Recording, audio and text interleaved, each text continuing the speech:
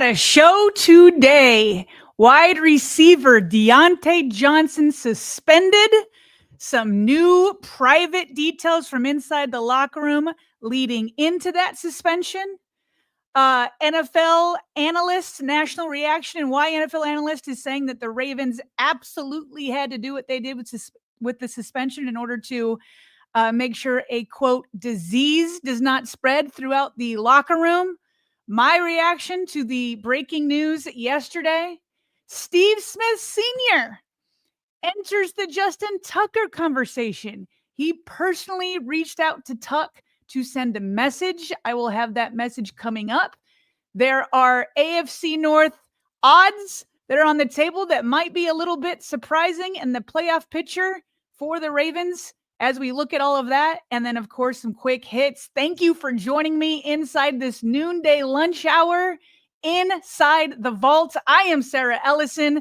Bobby Trossett, my co-host and business partner, is living it up, and he is missing all the news here in Baltimore while he is having fun in Sweden. I hope he is enjoying it. Is it me, or does it seem like every time Bobby or I kind of like are on a bigger vacation, some big news drops? And I mean like the news that's like juicy and drama filled. When I was out of town,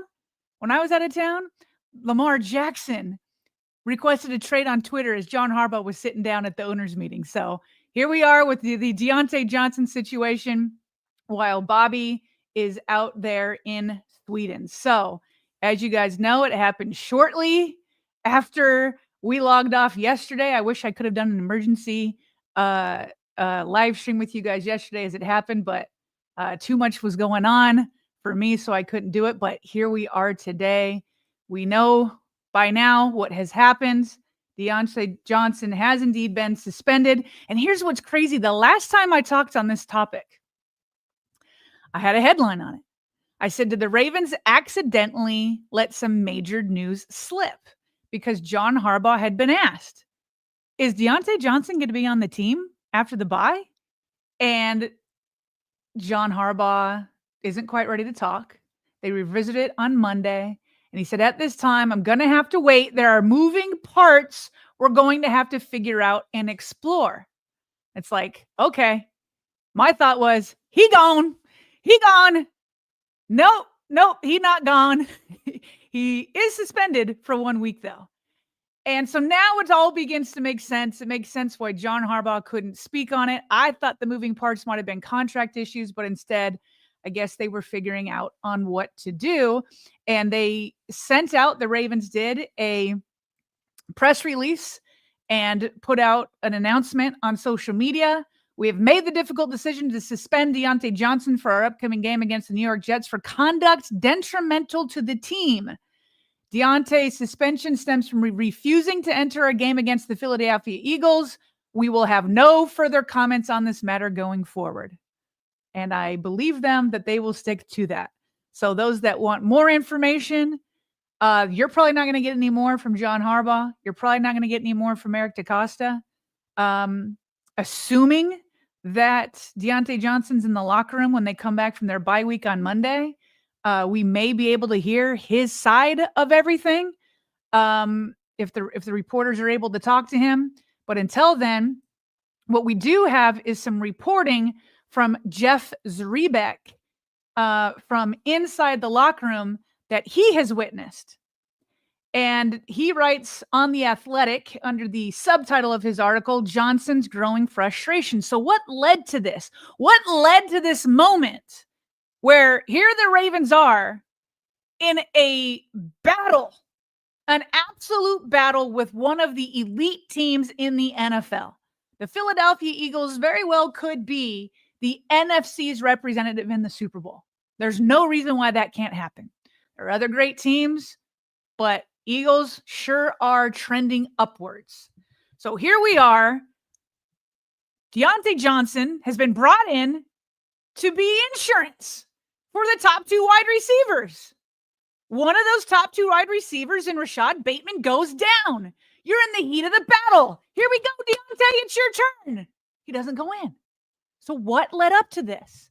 Jeff Zrebiec says Johnson's growing frustration with his lack of involvement in Baltimore's offense had become palpable in recent weeks. He's been emotional after games, so much so that Jackson has spent significant time with Johnson at his locker, talking things through and trying to calm the emotional wide receiver down.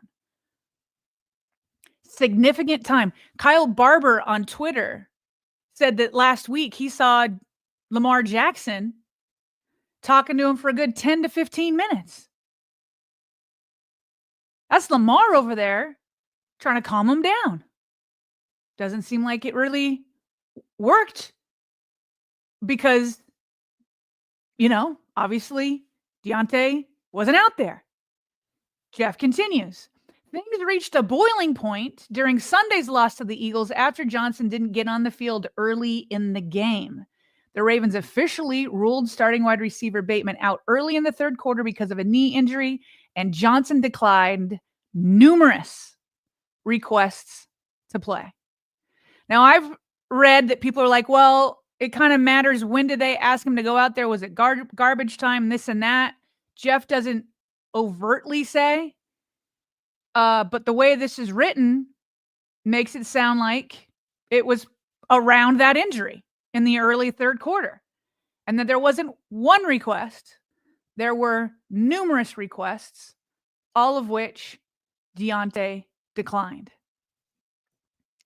Some more news and details surrounding this information. This is from Jordan Schultz. He also confirms what Jeff Zrebiec said, that he's had a growing frustration due to his lack of usage.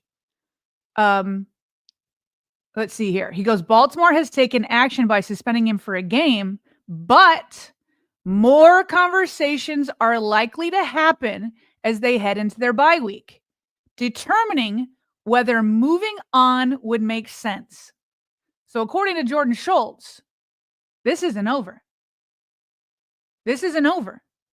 That one game suspension could be the first of many moves, or it could be the first and last move. But it sounds like conversations are ongoing. Jordan says the Ravens still believe Johnson could help them down the stretch, but they need everyone to be fully committed and team focused. Johnson is in a contract year. One last piece of news that you may have missed surrounding this. Jeremy Fowler says, you got to wonder if the Ravens will grant his release eventually. Okay, so that sounds like it's still on the table. Jeremy writes, it hasn't worked out, and here's the key. And Baltimore has been looking at potential receiver help. Okay. I mean, I'm glad they're covering their bases, but let's all be honest. If we're talking pure talent, there's nobody out there that's going to be better than Deontae Johnson, talent-wise. Now, you might be able to go out and get somebody that's, going to be team-oriented, which you need both. You need both. That is a fact. Do we have any reactions yet in Super Chats? I got one for Justin Tucker. Nope, not any yet. That's all I can really, when you're solo, that's all I can really look at here. So those are the details surrounding it. Been growing, and Lamar Jackson has been trying to calm Diontae down. We know that Diontae, when he first came in, was obviously living with his friend in Nelson Aguilar. They're all Florida guys. They all know each other from back home. I don't know if he's still staying there, but it feels like it could be an awkward living situation because Diontae wants more snaps, and those snaps obviously could come away from Nelson Aguilar. All of that is kind of going on. So I want to give my reaction to all of this, and I'm going to mix in some national reaction as I kind of go through this. Okay. I've seen a lot of people have compassion for Deontae Johnson and his frustrations. I think that's fair.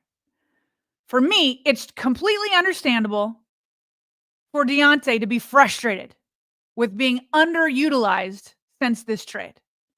He's more talented than wide receiver 5, and that's really what they've been using him as in terms of snaps, especially in that last game. Now, the last game, he could have been wide receiver 2, maybe. I don't know. So I don't know that there's anybody that says, you know what? There's no way I wouldn't be frustrated in that situation. Everybody can understand that. This man is in a contract year. He got out of Carolina. He wants to come to a Super Bowl contender, and he wants to be featured because he knows it's a big offseason for him. So the frustration, 1,000% understandable. But here's where the understanding stops. It's not understandable for Diontae to let the way he's channeling the frustration is only hurting himself. It's not understandable to let that frustration boil to the point where you are refusing to play when called upon by your team in the heat of that battle. Lamar didn't do anything to you. Derrick Henry didn't do anything to you. The offensive lineman didn't do anything to you. They needed you. They needed you. And at that point, that's the time where you say, I got to put my frustration behind me, and I got to go in, and I got to have my teammates back. Now, I don't know if Johnson in that moment was what? Was he trying to punish coaches? Because why else wouldn't you go in? You're trying to send a message? Who are you trying to get back at? I don't know if you're trying to punish coaches. I don't know what you're trying to do. But in the end, here's what you did do, Diontae. In the end, you hurt yourself. So everybody that's out there that's got Diontae's back, and I know a lot of you don't, and a lot of you do, okay? But if you have Diontae's back, you want to encourage Diontae to do things that's going to help him, not hurt him. Yeah, you can understand it. Great, cool. So you understand it. How are you helping him? He's only hurting his own playing time, and he's hurting his own money in a contract year. So if you really got Diontae's back, you got to say to him, hey, man, I got you. I understand. I'd be frustrated too. But this ain't it. This gets you nowhere. In fact, I've heard a lot of people, national media, a lot of people out there, and I agree with them. It's a master class of torpedoing, putting a nuclear bomb on your voyage into free agency that's about to start in a couple months. You just set off a bomb with your own agent and your own ability to make money by refusing to go in a huge game. In a huge game. And unfortunately, as we move forward, that decision is only going to continue to backfire on him during this bye week. Because think about it. Think about it. Think back to last year. Remember how much Rashad Bateman wanted to be featured last year? Okay, and when they re-signed him, he talked about it. Todd Monken talked about it. The team talked about it. When he missed training camp due to injury, Todd Monken was like, he's like, well, as the offensive coordinator, and this is just training camp, he's like, is Rashad going to be in here or not? Or and this is a first-year offense, because I got to start building something here. I got to start implementing stuff. We got to keep the train moving. And so he moved forward with OBJ. And so once Rashad Bateman got healthy again, it's like the train has left the station. Now, maybe if OBJ had gotten hurt or something, then it's like, okay, let's put in Rashad and let's put more resources into it. But it was so difficult to reacclimate him. For Deontae Johnson to crack this offense. And by the way, we need to make this very clear. Deontae Johnson knew what he was getting into, and the Ravens knew what they were getting in Deontae Johnson. Let's make this very clear. I remember vividly reports coming out, including from our girl Josina Anderson, who's been on the show. She made it very clear. I talked to the team. They see Deontae Johnson as a number 3. And at the time, both Zay Flowers and Rashad Bateman had yardage that was within, both of them were in the top 20 of wide receivers league-wide.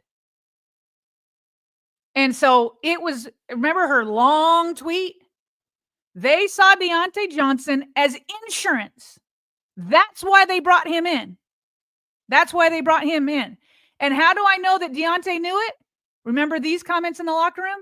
But, I just go out there, whenever they call my number, going to do my thing. Like I said, I can't go in there just expecting a lot. That's putting a lot of pressure on myself. However the game goes, I'm all for it. Is it weird being on the other side? Where do you see yourself fitting into this wide receiver group in this offense? Just out of respect for everybody else, just wherever they need me to be at right now, and until I learn everything, until they feel comfortable with me playing something else, then that'll be my focus. But right now, I'm just trying to get acclimated and work with what they give me right now. So, but once I found out where I was going, I was excited. Just a lot of stuff I get to just sigh of relief. So I'm ready to work. Okay, so he knew. Now the Ravens also know who Deontae Johnson is. They know the fire that he has. They know that he wants to play. So then comes the moment where you brought him in as insurance. Then comes the moment for insurance, and he decides not to go in. So my point is bringing up the Rashad Bateman stuff with OBJ. The bye week was the best time that he was going to get this season to be better integrated into the team. This is the time where players go out and rest their bodies, rest their minds, but the coaches stay in the lab and they evaluate and they say, okay, we got a little bit more breathing room. What are things we can tweak? What are things that we can integrate? This would be the time to integrate him. So he wasted the Eagles' opportunity, but now he's gonna have to waste the Giants' opportunity. Okay. Let's get to some super chats. I'm seeing them pour in now. So we'll get these and then we'll get back. Those are my first 4 takeaways. And let's start here. Evan says, let me make myself bigger here. As easy as it is to blame DJ, new players are not buying into the team culture. DJ, Marcus Williams, Eddie Jackson, Evan. Okay. It doesn't take a master GM to realize DJ was not a good fit for our team. That part's probably true. Evan, I've seen a lot of people say this. You are pinpointing. Okay, first of all, Marcus Williams, what has he done to rebel? He's making a ton of money, and out of anybody, he's the one who could probably put up the biggest fit, and he hasn't. He hasn't. What Marcus Williams is that what's happening with Marcus Williams is not about team culture. It's that he didn't play well and was benched, and he's being a pro about it. He's shown up. He was deactivated last week. I haven't seen cryptic posts. I haven't seen him not show up. I haven't seen any of that. He talked to the media the first time he was benched. That to me says he is buying into team culture. He's not trying to torpedo anything. Out of all of these guys, based off of his stature and what he thought this year was going to be and what he was promised when he was signed, he'd be the one that could be putting up a fit, but he hasn't. So that Marcus Williams and team culture is not it. Now these other two, you tell me, what should the team culture be? Eddie Jackson, we all saw it. He did not play well. We were like, everybody was like, Marcus Williams isn't cutting it. So he was benched and we're like, okay, good move. Eddie Jackson comes in and was like, whoops, that's not good. Let's go back to Marcus Williams. So what did Eddie Jackson do? He threw, it sounds like he got upset and didn't want to travel, right? That's not buying into team culture. That's, I got benched and I'm ticked off about it. What's that got to do with team culture? I was benched. And now here with Deontae Johnson, you can also blame this on team culture, maybe, but let's also be real. Deontae Johnson, and I've got clips for it. Deontae Johnson had 2 fights in Pittsburgh, wasn't fitting in there. Had a quote in Carolina, said, I can't play every position on the field and make every play for everyone. So we're going to make this about the Ravens team culture with Deontae Johnson. Even though this is his 3rd team where it's not, there's some sort of drama. I get what you're doing. I think that you're trying to like show a pattern, but I'm not seeing the pattern. Marcus Williams has not rebelled. Deontae Johnson has done this now the third time with the team. And Eddie Jackson was fine until he got benched. I don't want a team culture that says you're not playing well, and so I'm going to put you back out there so that you don't get angry. That's not the team culture I want. Okay. But I do agree with you that the Ravens, given Deontae's past, maybe should have known that it wasn't a good fit. I do agree with that last line. Deshaun Davis, everyone's saying DJ is good. Maybe, but he's had many opportunities and has either dropped or fell. Y'all tripping. I do have highlights for all 5 snaps. All 5 snaps. Maybe we'll get to those in just a minute. Gabe Caesar, Carolina isn't so dumb now, and they're winning. Captain Hard, if we being honest, I think he's our best receiver, at least best number 2. Maybe. I mean, I get where you're going. We've seen him put up a 1,200-yard season. I'm not putting him above Zay. Like that 1,200-yard season has been a minute. It's been a minute, and him being the number 1 wide receiver right now with his chemistry with Lamar, it's not it yet. Now I agree. I feel like up to now he should have been featured as wide receiver 3. And I don't think that's been happening. So that I can agree with. But in this team today, right now, he's not the best. Could he become that with more time with Lamar? Maybe. And that's the argument that the Ravens should be trying to get that done. But I wouldn't say that he's ready for number 2 even above Rashad unless Rashad's injured. Like that stuff takes time. That takes time, and he and Lamar are not on the same page yet. And I'll show you the clips in just a minute. Edwin Rice, I get Johnson's frustration, but my guy, be cool. Olu says, let him go. He knew the assignment. Team, not I. That reminds me, remember Lamar Jackson just said that in his latest press conference. He was saying it more about himself, but now we have the back. Remember Lamar Jackson didn't come to the podium right away? Usually he's there. And I mean, this time he went and shouted and then came back, but I just wonder if he was with Diontae at the time that he's usually at the podium. And then when he came back, he was like, he didn't point to Diontae, but he made that comment himself. Deshaun Davis, do you have any free agents you'd like to see us pick up if we lose DJ? Nobody, like I said, nobody's more talented than DJ. Who's out there? Cole Beasley? Willie Snead still out there? Do we want to resurrect that? No. Again, if they can work this out, Deontae's the most talented and best option. Roll Live says, we play Aguilar way too much. When the trade happened, I never wanted to see Nelly on the field again. But OFC, we do this, and I seen this coming. Edwin Rice, thank you. And Robbie Pate says, I just met Justin Tucker and his beautiful family today at the train station. That's cool. Let's use today to lift up and encourage him because this literally made my week. Heart emoji, #vault. You and Steve Smith Sr. are on the same page. Let me see if we've got anything else here.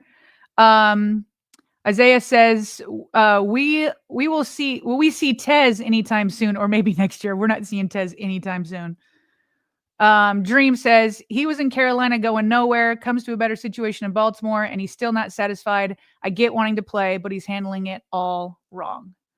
Okay, let's get back to, let's forget to take off the last one. Okay, so up to now, we know what's happened. What about going forward?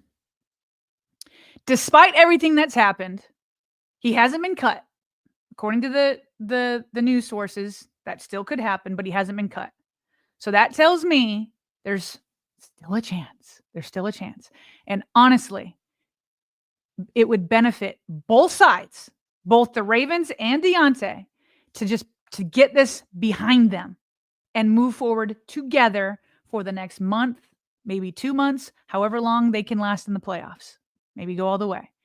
That would be best if they can do it, if they can actually put it behind them. Why would it benefit both sides?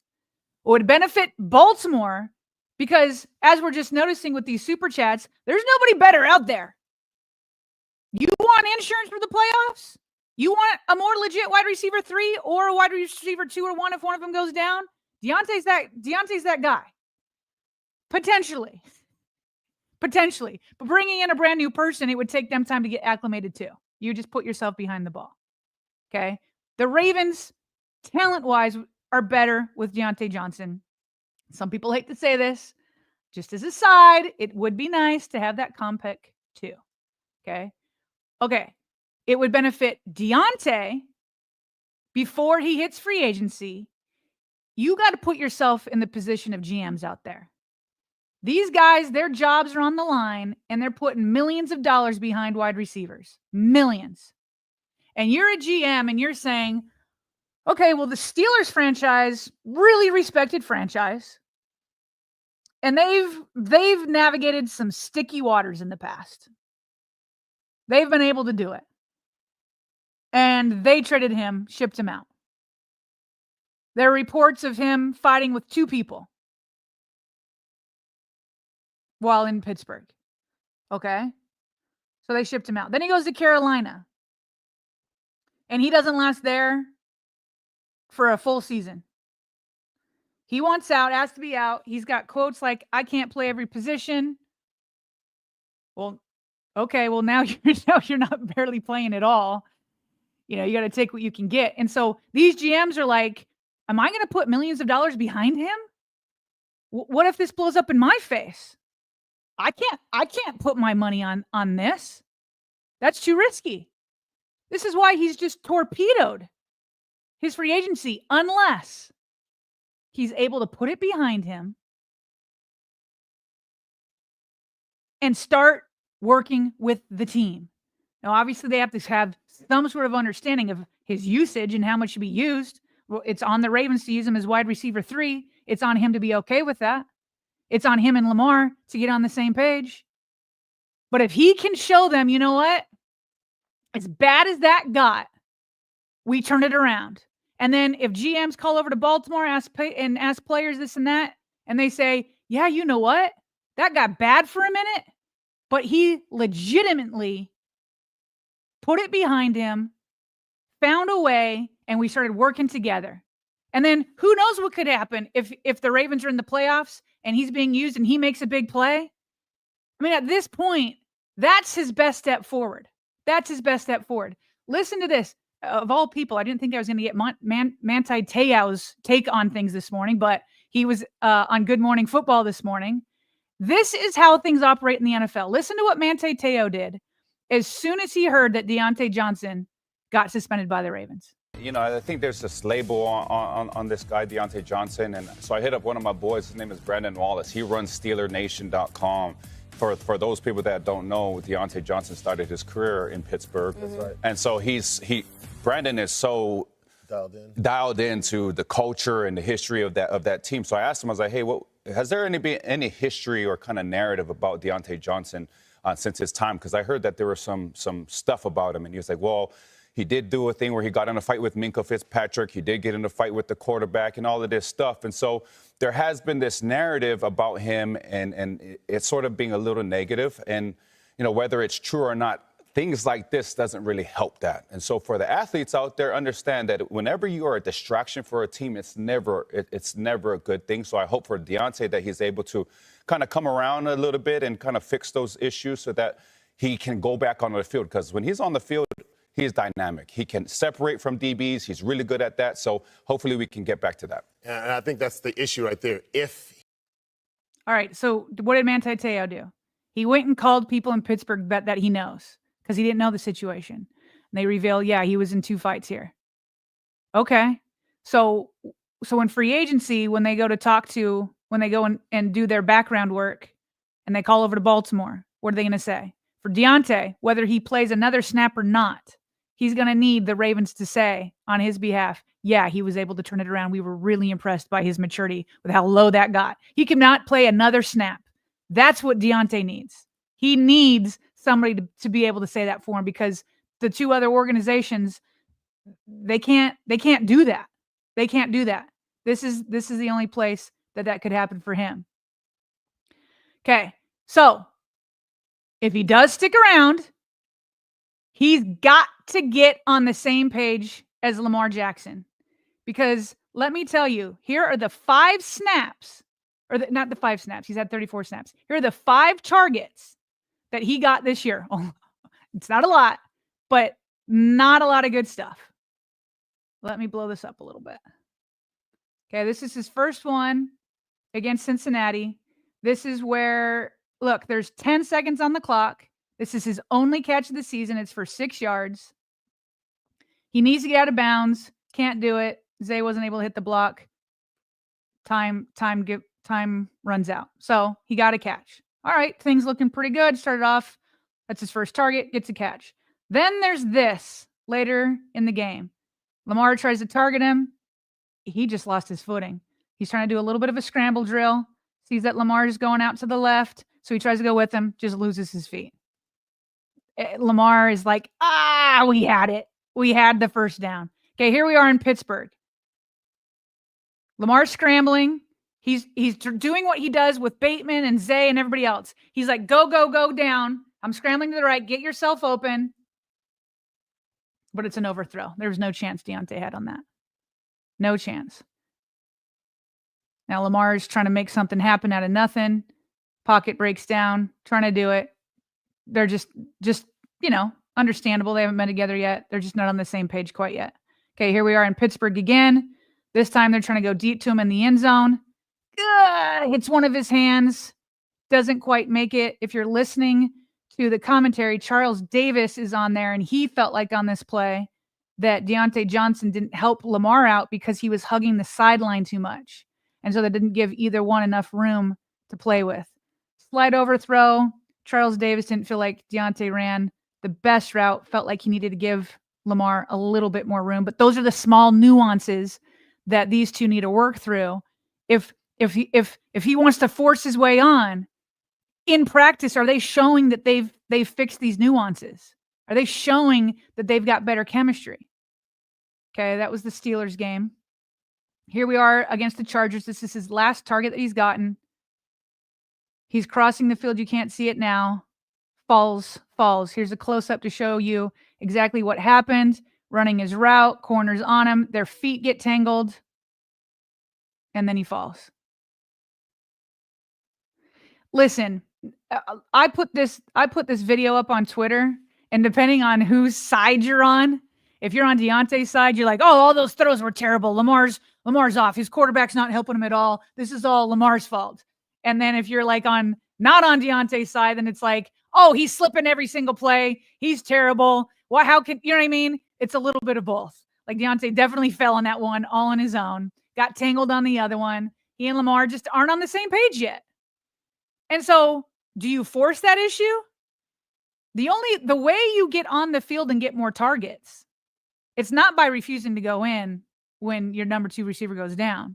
It's you and Lamar are working on the field. And then you're showing Todd Monken, hey, check out this chemistry. Now, we can't see what's happening there. But if it's more of what we're seeing right there, then I can't be mad at the coaches. But if they do have chemistry and they are looking good, then all it takes is Lamar saying, hey, I think we got this. Let's get him out there. So we're not seeing what's happening in practice, but with those 5 snaps, and again, it's not a lot, but he and Lamar are not on the same page at this time. And so if he does stay, that's what he's got to make his mission to be. Okay. But if Johnson wants to go, fine, let him go. As Mike Tomlin said, we need volunteers, not hostages. Hayden Hurst asked for a trade. EDC granted it. Baby Zeus asked for a trade. Orlando Brown Jr. He got it. Deontae Johnson absolutely wants out. I promise you, EDC will be fine cutting him. He'll do it. Because EDC, I believe, is on the same page as Mike Tomlin. You don't want to be here? You don't have to be here. That's fine. We can move forward. Lastly, my last take on it, I just want to give a shout out to Tylan Wallace and Nelson Aguilar. They're kind of caught in the middle of all of this. I'm sure they're hearing the commentary, whether it's like, they suck. Deontae should be ahead of them. They shouldn't. This man, Nelson, invited Deontae into his home Tylan Wallace, man, he's been nothing but a workhorse. In no way can he create the separation that Deontae Johnson does. He just does not have the ceiling that Deontae has. But at the end of the day, it takes both. You have to have talent, and you have to be able to work within a team. So far, this is his third franchise that he's not been able to work together with a team. You got to have both. You got to have both. But I want to give a shout out to these two. They're caught in the middle of it. It's got to be super awkward to just be like, well, I'm going in. I'm going to run the route. And he's over there pretty upset about it, but I got to go do my job. So just want to give a shout out to both those guys and everything they're doing. Now, the last little national reaction that I want to give on this is from Akbar Bajabi Amila. He was on Good Morning Football this morning, and he said that the Ravens made the correct decision in suspending Diontae. And here's why. In this where, especially the receivers, and I got to call out the DBs. I mean, y'all in the locker room, you guys know those can be some of the most difficult people to deal with on a team. But then they start throwing out. But what happens, and I remember this during my playing days, in where a receiver didn't want to go out in the game, and he started to throw a tantrum, and the coach didn't address it. He didn't address it, and guess what? Weeks later, our next receiver started acting the same way. I'm not getting the ball enough. What am I saying? It becomes a disease. And so I think Coach Harbaugh and this organization did the right thing to be able to suspend him, and that sends a message throughout the whole team. We ain't doing this kind of nonsense, all right? We ain't doing this kind of nonsense. Let's get back on board. Yeah, I agree. If I've seen people point out that Zay was frustrated, and who knows if that burner account really was Rashad Bateman. Many believe it is. You have to send a message and say, this is not the way you channel your frustration. Everybody wants the ball. But this is not, as he termed it, like it's a disease that could spread. You see one guy do it, you don't get to address it, then other guys do it. They addressed it. Ravens definitely sent a message, and hopefully others have seen it. Let's get to some super chats, then we'll move on to the next topic. I think our Brandon says, I think it's time to be positive in Baltimore. Tucker is obviously going through something. We have all had rough times in life. Next home game, let's all give Tuck standing ovation, make or miss. Gabe Caesar, bring in a first and Renfro, aka Hunter Renfro. Edwin Rice, Ravens must believe DJ can be a weapon in the playoffs if incorporated into the offense. Use bye week to make this work. More speed in our offense. See, and here's what's tough is like they're putting together their game plans right now. Like they're looking at all three teams. Or how many games are left? Is it 4? But they're looking at all the rest of the teams. And this is when they're incorporating stuff. How can Todd Monken say, hey, I'm going to tweak the offense to get Diontae in more if he doesn't know if Deontae's going to go in? He doesn't know if Deontae's going to be here. He knows he's not going to be there for the Giants game. Is Deontae going to ask to leave? Or has he made it clear he's staying no matter what? Because if you're the offensive coordinator, how do you make those changes to your offense if you don't know if the guy is going to be here or if he's going to go in when called upon? That's tough to do. And that's what this bye week could have done. Justin Holt, those Joe D kicks were fire. Hashtag Ravenswired. I have not been able to watch that yet. Thank you, Calbshore, for your chat.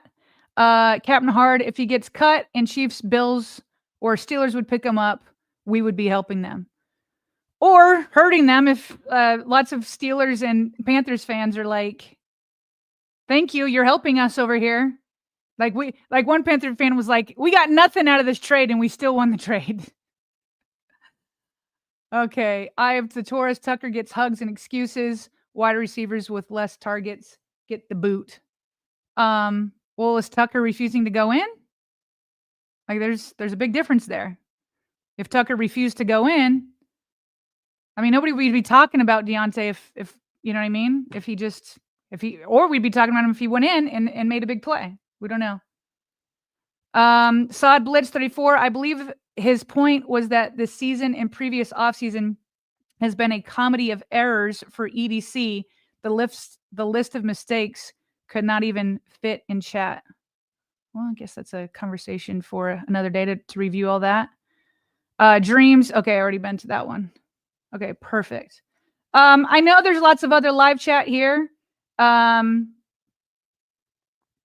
mean, the chat's moving quickly and fast. It's certainly easier to keep up with it while Bobby's talking and then Bobby while I'm talking. I'm sure there's lots of opinions all over the place, but we will move on from the Deontae Johnson conversation. Hopefully he and the Ravens can, like I said, move forward together, like legitimately squash it and move forward. But if not, it may be time to split. All right. Let me see here. Okay. You want to know one thing that will cure all of this? Cure all of it. It's always the end all be all cure for everything. Winning.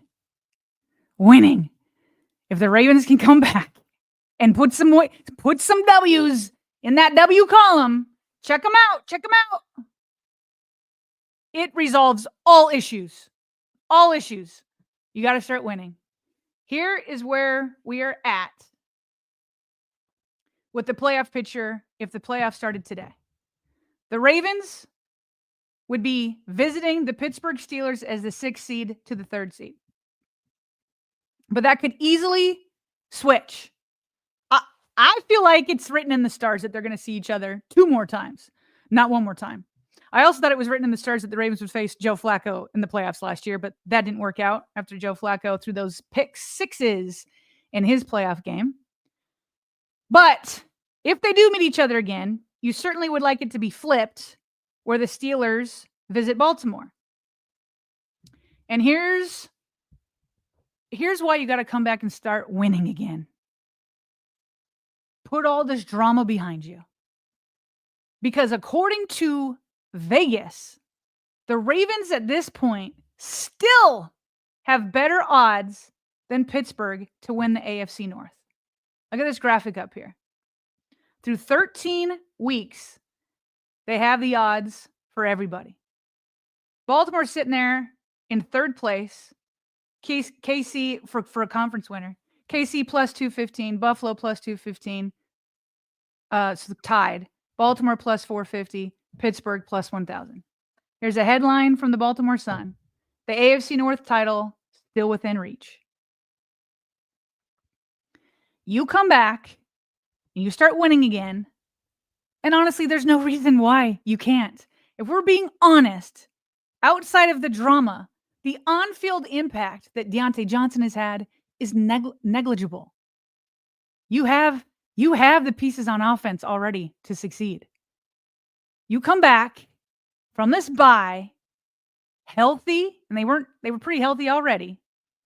I promise you get a couple W's and things are good. Things are good. The ship has not sailed, not even close. And here's why. Here's why the Ravens still have better odds. It comes down to schedule. While the Ravens are on their bye week, the Steelers will be playing the Browns Sunday at 1 o'clock. Now, I'm not picking the Browns to win, but I also didn't pick them to win the first time they played. I'd be shocked if the Browns swept the Steelers this year. But let's put it this way. It's another AFC North physical game. Whether the Steelers come out winning or not, there's going to be some bumps and bruises at the end of it. Okay? So we will all be watching that game. I know I will. Sunday at 1 o'clock. Then when the Ravens come back, they got the Giants, who are going nowhere right now. Meanwhile, the Steelers have to face the Eagles that the Ravens just played. That's not going to be an easy game either. Okay? Then they meet each other. That's going to decide the division. That's going to have the biggest impact on the division.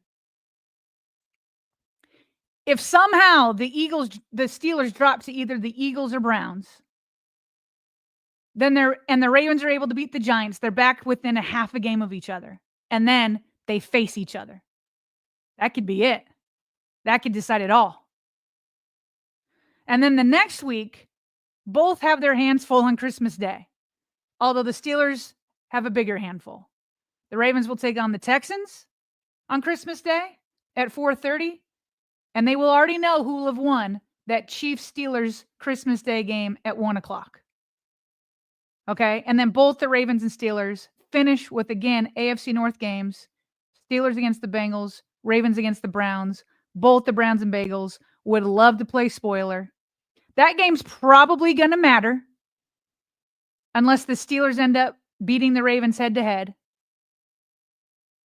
But this is why it's still within reach. Don't throw the season away. Block out the noise. Block out the drama, because everything you want is still right in front of you. Right in front of you. All right. And I know that you guys don't care about this, but I do, because I still think it's in front. I don't think he's completely out, although it's going to be hard. The odds to win the MVP, since we're talking odds, Josh Allen leading it, followed by Saquon Barkley, Jared Goff, and then Lamar Jackson now has the 4th best odds in the MVP race. Getting through some quick hits here. Roquan Smith, it was announced this morning. He is the Ravens nominee for the Walter Payton Man of the Year award. This is cool. He was also nominated for this last year when he was with the Ravens. Last year, as you guys know, we had a season-long partnership with Roquan Smith. We had him on. When I tell you that this man cares about the community, he is constantly out there working and trying to improve the lives of others. And he helps all sorts of different types of groups, whether it's little kids and helping them with school supplies, or it's women who have been in bad abusive situations, or whether it's just putting on a football camp to give back to the youth. He was there participating in the turkey Thanksgiving dinner, serving food to those in the community. This man cares about giving back. He knows how tough life can be. He didn't have the easiest childhood, and he's constantly giving back. So to be the Ravens nominee 2 years in a row, this man takes that seriously. Now, all 32 teams have their own nominees. A lot of good guys up on this screen that are being featured. Mike Evans, Jared Goff, Crosby, Kelsey. Although with Kelsey, do we feel like he kind of got in Justin Tucker's head a little bit? Maybe a little bit. Can Kelsey take all that back? Because it hasn't been good since that moment. Joking, of course, not attributing that to Kelsey. But there is another man that has reached out to Justin Tucker, and that is Steve Smith Sr. He was on his podcast earlier this week. I might feature tomorrow some more of the stuff he talked about, but I wanted to specifically focus in on what he did and his thoughts on Justin. Here are his first thoughts. Extremely difficult. Like, we already know that. Let's be Captain Obvious. Yeah, that's me.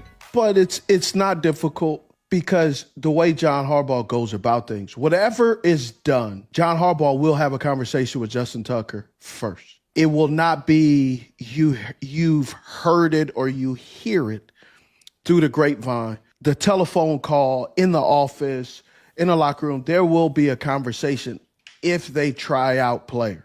If they don't try out players, being a special teams coach. Yeah, he's the only special teams coach, by the way, that's a head coach in this league right now. A special team coach savant, and was really good and in tune with special teams. I don't think it's not on the table to try out, because it's still motivation for your players. It's still writing on the wall that we will do what is best for the team. And I don't believe getting rid of Justin Tucker is the best thing for the team because he's missed some extra points. Every player goes through a slump. Okay, just to pause it there for a second. So, first of all, he said if they do bring in somebody else, he believes that John Harbaugh will handle it well. Steve Smith Sr., if you'll remember, because I was there, I was still working at the Ravens at the time. When he was being courted by the Ravens and the Patriots after he left Carolina for free agency, he planned on going to both places. and the Ravens were able to convince him not to go up to New England. I asked him why he chose the Ravens. There were lots of reasons, but when I tell you, one of his first answers was John Harbaugh. He is a John Harbaugh guy. He likes him a lot, and he tells a story about the first time he met him was at a Pro Bowl. And he just loved how John reached out to him, even though he was on another team, the connection that they had. He's a John Harbaugh believer, and he has seen John Harbaugh and how he speaks with people one-on-one. I know a lot of people haven't seen that. I've witnessed that too. I can remember walking the halls of the Ravens. I clear as day remember him and Ray Lewis kind of right outside the front door. They were talking there for like a good 30 minutes. And John is a great listener. Ray had a lot to say. John had some feedback. He's really good one-on-one. Really good one-on-one. And so when he says that he believes that John is going to be, whatever he decides to do with Justin, bring in another kicker, encourage him, this and that, he has full trust that John will be able to do that. But he's saying that bringing in another kicker is not off the table. John will have that conversation, let him know and what it means. Now, he's also now going to get into missing and why he feels like it's still best for the team to keep Justin and try to build him up. A bad game, a bad month, a bad season. Those things happen. Yeah. Now, what can transpire and alter what the team does is how practice goes. Are we talking about practice? Hell yeah, we talking about practice. Yes, we are. To struggle. And John Harbaugh is the situational king in practice. Yes. He will go over all situations. He will press the offense. He will press the defense, and he will press the third phase of this Baltimore Ravens team because it's cost him 22 points, which equals up to 5 losses. Yep. Is he will have what they call Toro, which is 0 timeouts, offense off the field, special teams on the field, 4 or 5 seconds left on the clock, 2, 3 seconds left on the play clock. Can you handle the pressure? Can you nick it? That's what he will do. And Justin Tucker knows that. And so you have to be prepared for that. And Tuck knows that this is his job. This is how he pays his kids' tuition later in life. And so he's taking this very seriously. Justin Tucker is a balanced. His palette of talent is extraordinary. Opera singer, piano, he could do guitar. He could do a lot of things.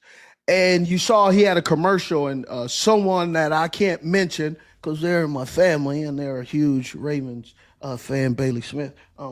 She said, and I quote, "Justin Tucker needed to tighten up, Pop." I said, "I know."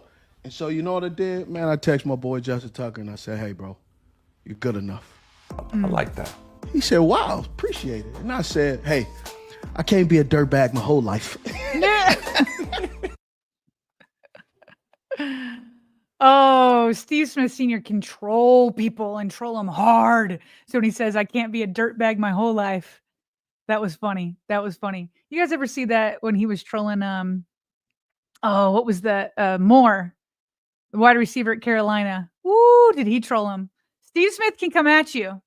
He can come at you. So it's nice when he's not bringing that energy. When we saw him down at the Super Bowl, he gave us a lot of time, had a great interview with him. So really appreciate him. And I'm sure Justin Tucker appreciates that text message that he sent him. Sending it over there, trying to build up his former teammate. Justin, you're good enough. So listen, we all know it. We know it. We've been trying to figure out what's been the problem for a minute. People were blaming, the snapping or the holding or who knows what. But Justin Tucker has said it. He told John Harbaugh, "I know what I need to do. I just need to do it." We had Jay Feely read some of his quotes saying that some of those balls he wasn't getting end over end, which would make it slide to the left. And so when they weren't going end over end, he tried to overcompensate, went to the right, and then it went end over end. So then that's why it stayed right. So he's just got to do it. He's got to do it. He's got to kick it straight. He's got to do it. I say when they come back from the bye, help him get back to his roots. Put him up in front of the team. Have him sing opera. Let him play the piano that Steve Smith's talking about there. Play the guitar. Just get loose again. Get loose again. Go get back to being the uber confident Justin Tucker that we all know is in there. But pretty good on Steve. Pretty cool of Steve to reach out and try to build him up. Let me see if there's any more super chats here before I get to the last of the quick hits here. Dream says, Savant has 89 not seen special teams this year. It's been bad, Dreams. It's been bad. Daniel Rodriguez just wanted to say, good job this week, Sarah. Appreciate that, Daniel. Our Brandon says, I think it's time to be positive in Baltimore. There we go. I think we've seen that. All right. Anything in the live chat that I'm missing here? There's so many coming in that it's a lot to keep up on there. All right, let's get to the end of these quick hits as we're over 1 o'clock right now. Always leave the last one up. Let me see here. There we go. Cole Jackson, who is the Ravens community offensive lineman kind of guru, as he tries to break down film on offensive linemen. He's still in mourning. Pro Football Focus put out their all-pro offensive line. Look at that at right guard. Kevin Zeitler.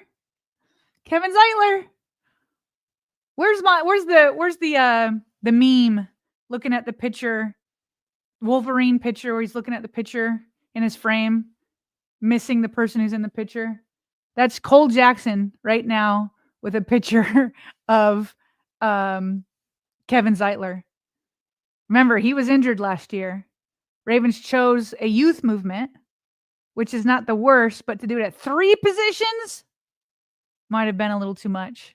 And now he's playing so well that Pro Football Focus has him as their pick for an all-pro right guard. Kind of hurts my heart too, Cole. Cole tweets, washed, they said. Well, Kevin Zeitler, he's always been underrated, I'd say, his whole career. He finally had that Pro Bowl last year. Robert says, Zeitler makes less this year than McCary. Woof. Don't tell me that, Robert. Don't tell me that. Zeitler makes less than McCary. EDC made a massive mistake there. I mean, you look at it 2020. How can you feel otherwise? Woo. Let's see here. Did I skip? No. Okay. Last quick hit here. Speaking of kickers, Mike Garafolo reports that the winner of the Bengals workouts. What workouts do you ask? The kicker workouts. They had workouts for kickers. They picked up Cade York. So the former Browns and Commanders kicker is being added to Cincy's practice squad. Sources say he's in line to kick while Evan McPherson is sidelined. Well, if you are a person that would have preferred to have Cade York, I mean, I don't know. I don't know all the kickers on the open market right now, but he's on the practice squad. So if the Ravens wanted him, which I don't know that they do, obviously they don't, they could just send him to the 53-man roster. So there we go. This was your Thursday noon hour lunch live stream. Obviously very focused on Deontae Johnson and all that is going on there. But big hat tip to Roquan Smith for being nominated as the Ravens Walter Payton Man of the Year award. Be sure it would be nice if he won it for the entire NFL. A lot of great competition. Glad to hear that there's competition with that. Justin Tucker, hopefully he's getting right. Appreciate Steve Smith reaching out to him and sending him a message. And hopefully when the Ravens come back on Monday, they can put all the drama behind them. But we will be back tomorrow. It'll be our Friday before the Sunday games. We'll have to look at all the games that are coming up Sunday that will mean something to the Ravens, even though they're not playing. Obviously, the Steelers-Browns game is at the top of that list. What do you guys think? Let's just do this real quick. On a scale from 1 to 10, 10 being absolutely happening, 1 being not happening at all, what chances do you give the Browns to upset the Steelers for the second time with Jameis Winston? Okay, Jameis Winston, can they sweep the Steelers? That's crazy. Scale from 1 to 10. Can I get some 2s out there? Can I get some 2s? Is anybody above a 1? Nope. Yamil gives a 1. Oh, we got a 7. 5.5 from Julian. Chris gives a 2. Thank you, Chris. That's all I was at. We got a 0.75. 5 out of 10 is actually pretty good. A 50-50 game. 4 out of 10 from Habitual Line Stepper. Steve gives us 7. Can the Ravens upset the Steelers is the question. 0. Roger gives it a 0. Ashley gives it a 3. Slanesh gives it a 6.5. You changed yours to a 0.75 to negative 0.75. Oh, would that be delicious? That first one, remember, we had a first segment after the first time the Browns upset them. That was pretty delicious. Can we ask for it twice? No. But if it happens, will we enjoy it a second time? I think it might even taste. Yeah, that seems like it would taste really good if it happened a second time. So, hey, listen, I appreciate you guys. Appreciate you so much and the support you've been given. Look, we're almost at 3,000. I got to write down these numbers. I'm supposed to grab these numbers, which I do with Bobby all the time. We're almost at 3,000 concurrence of you. 3,000 of you joining me, little old me, on a Thursday afternoon to get through all this drama and everything else that's going down. But you guys know me. I'm an optimist. I think the Ravens are going to bounce back. We'll get this W when they come out of the Giants. Appreciate you guys. I will be back here in less than 23 hours to talk more Ravens football. Hopefully it won't be so much on Deontae Johnson this time. Love you guys. See you next time here inside the vault.